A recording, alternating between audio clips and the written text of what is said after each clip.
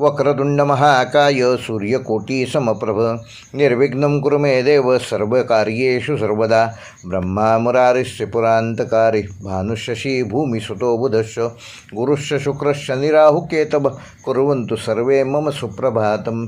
नमस्कार मंडळी, श्री गुरुदेव दत्त. आजपासून एक नवीन नक्षत्रांची मालिका. तुम्हाला मी ज्याप्रमाणे म्हटलं होतं त्याप्रमाणे जुलैमधल्या पहिल्या गुरुवारी पहिलं नक्षत्र अश्विनी नक्षत्र आणि 27व्या गुरुवारी रेवती हे नक्षत्र. असं 27 गुरुवारी 27 नक्षत्रांबाबत मी तुम्हाला माहिती देणार आहे. सर्वप्रथम तुम्हाला आवाहन करतो की जे आमच्या चॅनेलवर हा व्हिडिओ बघत आहेत आणि अजून आमचं चॅनेल सबस्क्राईब केलं नसेल त्यांना विनंती करतो की कृपया चॅनेल सबस्क्राईब करा. यापेक्षाही उत्तम एकापेक्षा एक छान असे व्हिडिओ तुम्हाला ह्यापुढे आमच्या चॅनेलवर बघायला मिळणार आहेत. आणि विनंती करतो की ज्यांचं अश्विनी नक्षत्र आहे त्यांनी श्री गुरुदेव दत्त हे कमेंट करायला विसरू नका. व्हिडिओमध्ये जे सांगणार आहे ते तुम्हाला पटतं आहे का ह्याबाबतही कमेंट करा. चला तर मग व्हिडिओला सुरुवात करूया.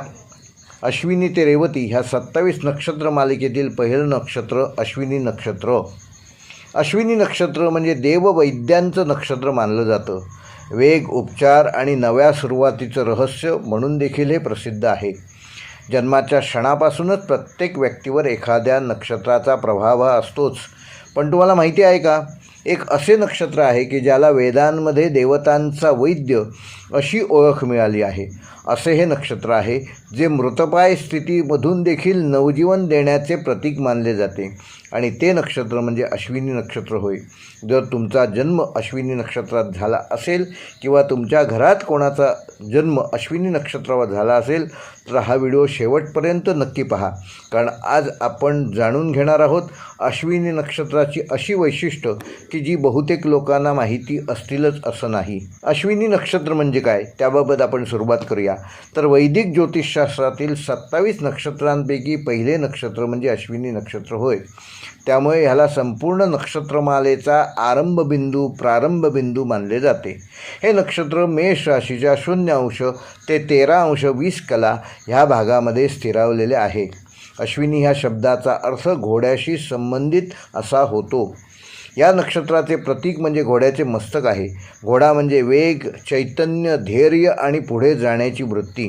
आणि म्हणूनच ह्या नक्षत्रात जन्मलेल्या व्यक्तींमध्ये जीवनात झपाट्याने प्रगती करण्याची नैसर्गिक प्रेरणा दिसून येते.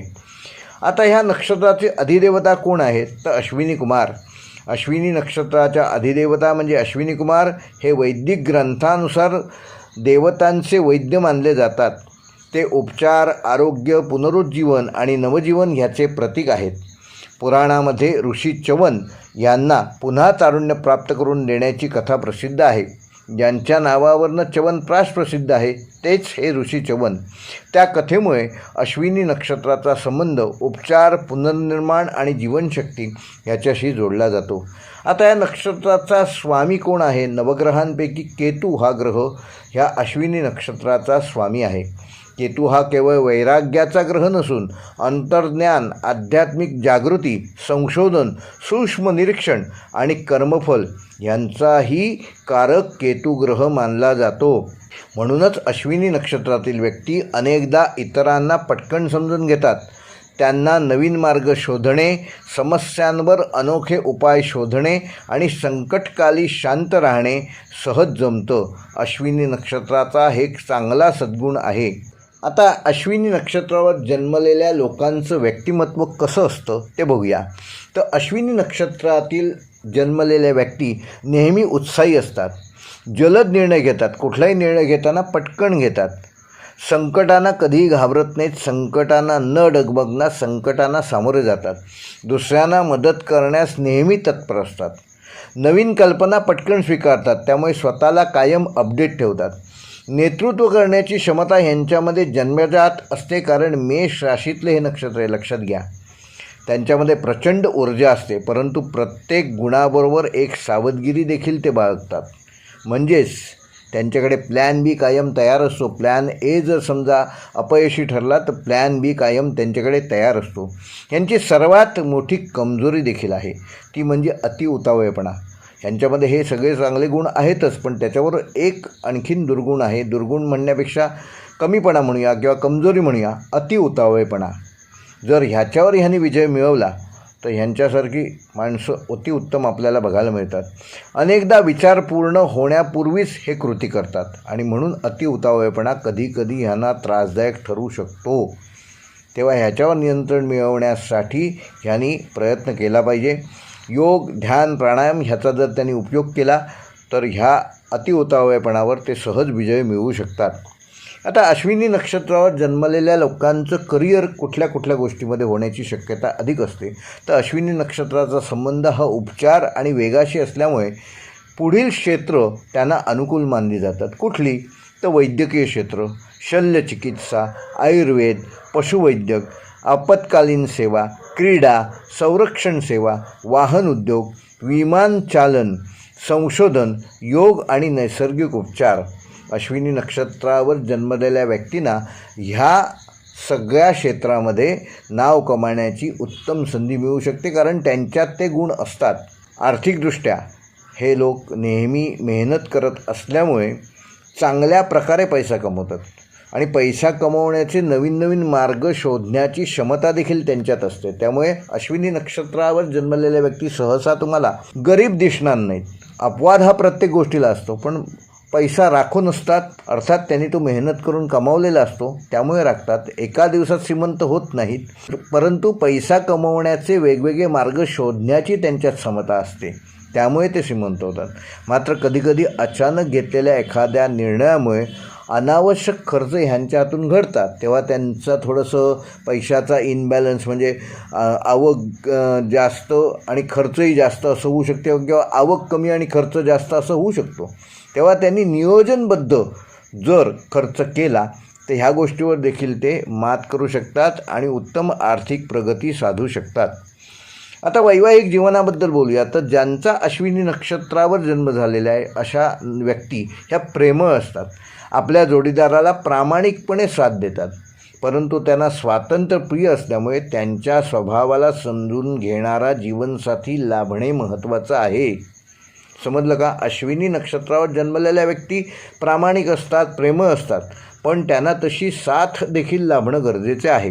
आणि ती साथ जर लाभली आणि संवाद चांगला ठेवला तर वैवाहिक जीवन उत्तम आणि आनंदी राहतं. आरोग्याच्या दृष्टीने जर अश्विनी नक्षत्राचा विचार केलात तर डोकं, मेंदू, चेहरा आणि रक्ताभिसरण ह्या संबंधित त्रास अश्विनी नक्षत्रावर जन्मलेल्या व्यक्तींना होऊ शकतो. ह्या त्रासापासून जर दूर राहायचं असेल तर तुम्ही नियमित किमान 20 मिनिटे व्यायाम करणं आवश्यक आहे, किमान 10 मिनिटे योगा, प्राणायाम व ध्यान करणं आवश्यक आहे. आणि संतुलित आहारामुळे तुमचं मुख्य आरोग्य चांगलं राहण्याचं बेसिक फाउंडेशन हेच आहे की तुम्ही संतुलित आहार घेतलात तर तुम्हाला आरोग्यासंबंधी कुठल्याही तक्रारी उद्भवणारच नाहीत. आणि उद्भवल्या तरी थोडंफार प्राथमिक घरगुती उपचार करून किंवा डॉक्टरकडे एकदाच जाऊन तुम्ही त्या आजारावर नियंत्रण मिळवू शकाल. त्यामुळे नियमित व्यायाम करा, योग, प्राणायाम, ध्यान किमान 10 मिनिटं रोज करा आणि संतुलित आहार घ्या. आध्यात्मिकदृष्ट्या जर अश्विनी नक्षत्राचा विचार करायचा असेल तर अनेकांना असं वाटतं की अश्विनी नक्षत्र म्हणजे फक्त वेग, पण तसं नाही आहे. वैदिक दृष्टिकोनातून वेग ह्याचा खरा अर्थ आहे नवीन सुरुवात. जीवनात कितीही अडचणी आल्या तरी पुन्हा उभं राहण्याची शक्ती ह्या नक्षत्रावर जन्मलेल्या व्यक्तींमध्ये जन्मजात असते. म्हणूनच अश्विनी नक्षत्राला पुनर्जन्माची ऊर्जा असेही प्रतिकात्मक स्वरूपात त्याचं वर्णन केलेलं आहे.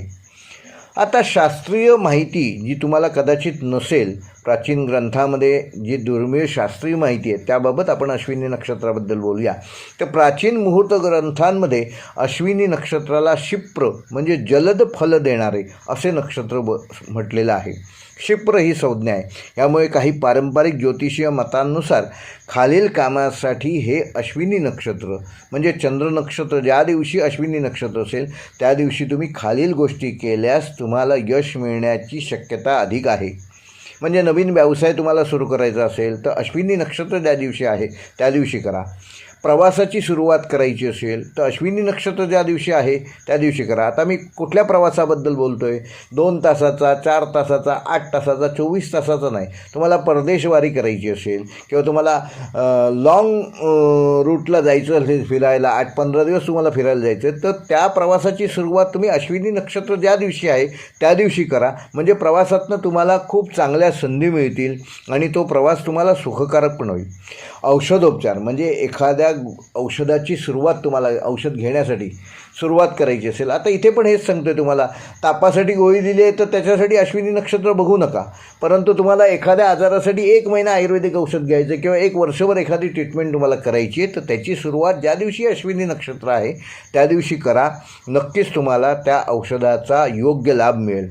नवीन शिक्षण सुरू करायचं आहे म्हणजे तुम्हाला ऑनलाईन एखादा अभ्यासक्रम 3 महिन्याचा, 6 महिन्याचा, वर्षाचा सुरू करायचा आहे, एखादाच कोर्स सुरू करायचा आहे आणि तिथे तुम्हाला अशी संधी आहे की तुम्ही म्हणाल त्या दिवशी तो कोर्स तुम्ही सुरू करू शकता, तर त्या दिवशी अश्विनी नक्षत्र आहे त्या दिवशी तो कोर्स सुरुवात करा.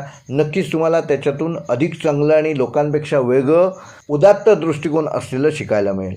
वाहन खरेदीसाठी हे नक्षत्र उत्तम आहे, कारण ह्याचं अश्विनी नक्षत्राचा लोगो, अश्विनी नक्षत्राचं चिन्हच आहे मुळी घोडा आणि वाहन म्हटल्यानंतर वेग आलाच. त्यामुळे वाहन खरेदी करताना देखील हे नक्षत्र तुम्ही बघून जर वाहन खरेदी केलीत तर तुम्हाला नक्कीच चांगलं वाहन सौख्य तुम्ही प्राप्त करू शकाल. शुभ संकल्प करायचा असेल, एखादी गोष्ट तुम्हाला तुमच्या जीवनामध्ये करायची असेल, सुरुवात करायची आहे पण होतच नाही सुरुवात, तर अश्विनी नक्षत्र ज्या दिवशी आहे त्या दिवशी तुम्ही शुभ संकल्प करा आणि त्या संकल्पाची सुरुवात करा. नक्कीच तुम्ही प्रगतीपथावर जाल. आता ह्या उलट प्रत्येक कार्यासाठी म्हणजे सार्वत्रिक कार्यासाठी हे नक्षत्र शुभ असते असे नाही. अंतिम मुहूर्त ठरवताना मात्र हे नक्षत्राबाबत सांगितलं, पण त्याच्या जोडीला तिथी, वार, योग आणि करण पंचांगाची जी 5 अंग आहेत त्याच्यातलं 1 अंग नक्षत्र अश्विनी आहे. पण बाकीची ज्या 4 अंग आहेत त्या दिवशी तिथी कोणती आहे, वार कोणता आहे, योग कोणता आहे, करण कोणता आहे, ही पंचांगाची बाकीची 4 अंग देखील त्याला सपोर्टेड असली पाहिजे. तर नक्कीच अश्विनी नक्षत्र ज्या दिवशी आहे त्या दिवशी केलेल्या कार्यात तुम्हाला फलप्राप्ती चांगली मिळू शकते.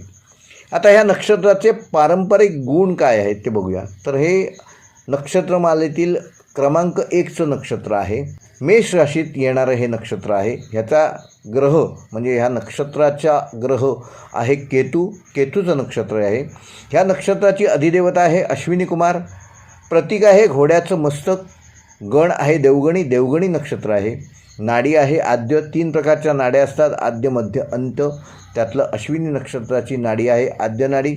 आणि योनी आहे घोडा, म्हणजे ज्याच्यावरनं आपली प्रजनन क्षमता बघितली जाते, सेक्शुअल पॉवर बघितली जाते, त्याच्यामध्ये योनी आहे घोडा. योनी ही त्या संदर्भात असते. या संदर्भात पण देखील पुढे व्हिडिओ येणार आहे, तुम्ही पुढे बघालच.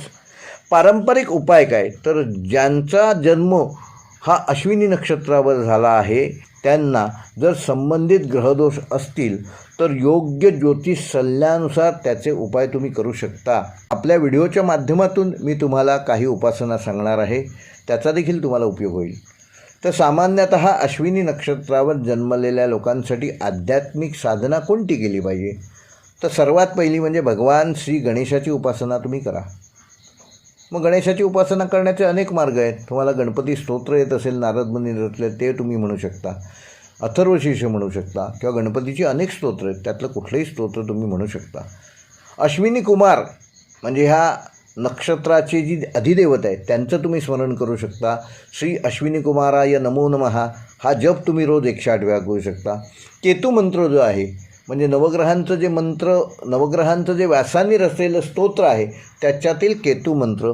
पलाशपुष्पसंकाशम तारकाग्रहमस्तकम रौद्रम रौद्रात्मकम घोरम तम केतुम प्रणमाम्यम. ह्या जपाचा म्हणजे ह्या मंत्राचा तुम्ही रोज 108 जप करू शकता.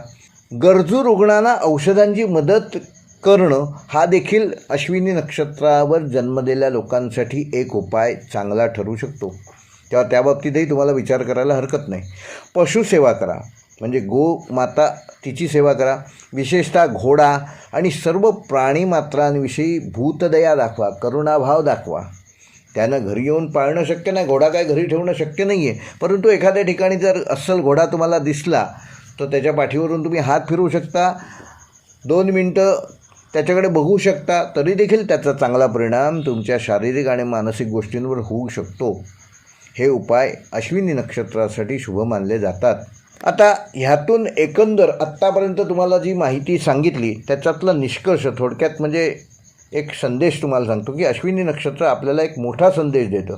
जीवनात कितीही संकटं आली, कितीही अपयश आलं तरी पुन्हा सुरुवात करण्याची क्षमता प्रत्येकामध्ये असते आणि त्याच्यामध्ये अश्विनी नक्षत्र हे महत्त्वाचं मानलं जातं. वेग महत्त्वाचा आहे, पण त्यातून महत्त्वाचा आहे योग्य दिशा. योग्य दिशेने केलेला प्रवास हा महत्त्वाचा ठरतो. जर तुमचे जन्म नक्षत्र अश्विनी असेल तर तुमच्यामध्ये नवसंजीवनी, उपचार, नेतृत्व, संकटावर मात करण्याची विलक्षण क्षमता ही दडलेली असू शकते. ती तुम्ही डेव्हलप करणं गरजेचं आहे आणि त्याकरिता उपासना आवश्यक आहेत. जर हा व्हिडिओ तुम्हाला आवडला असेल तर लाईक करा, शेअर करा आणि कमेंटमध्ये नक्की सांगा तुमचे जन्मनक्षत्र कोणते आहे. चला तर मग पुढील भागात भेटूया. भरणी नक्षत्राचा बाबत माहिती घेऊन येणार आहे. श्री गुरुदेव दत्त.